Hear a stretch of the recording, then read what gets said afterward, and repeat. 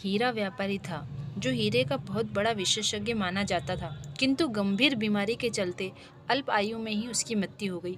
अपने पीछे वह अपनी पत्नी और बेटा छोड़ गया। जब बेटा बड़ा हुआ तो उसकी माँ ने कहा, बेटा, मरने से पहले तुम्हारे पिताजी ये पत्थर छोड़ गए थे। तुम इसे लेकर बाजार जाओ और इसकी कीमत का पता लगा।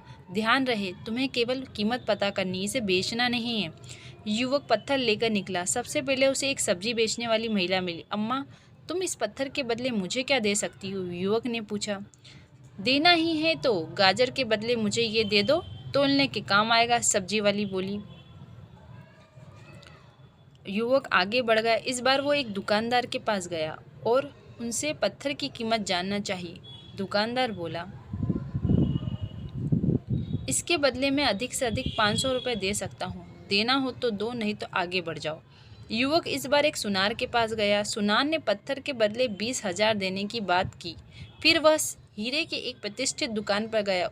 वहाँ उसे एक पत्थर के बदले 1 लाख रुपए का प्रस्ताव मिला और अंत में युवक शहर के सबसे बड़े हीरा विशेषज्ञ के पास पहुंचा और बोला, श्रीमान, इस पत्थर की कीमत बताने का कष्ट करें। विशेषज्ञ ने ध्यान से पत्थर का निरीक्षण किया और आश्चर्य से युवक की तरफ देखते बोला, यह तो एक अमूल्य हीरा है। करोड़ों रुपए देकर भी ऐसा हीरा मिलना मुश्किल है। मित्रों, यदि हम गहराई से सोचें तो ऐसा ही मूल्यवान हमारा मानव जीवन भी है। यह अलग बात है कि हम में से बहुत से लोग इसकी कीमत नहीं जानते और सब्जी बेचने वाली महिला की तरह इसे मामूली समझा और तुच्छ कामों में लगा देते हैं। आइए हम प्रार्थना करें कि ईश्वर हमें इस मूल्यवान जीवन को समझने की सद्बुद्धि दे और हम हीरे के विशेषज्ञ की तरह इस जीवन का मूल्य आंक सकें।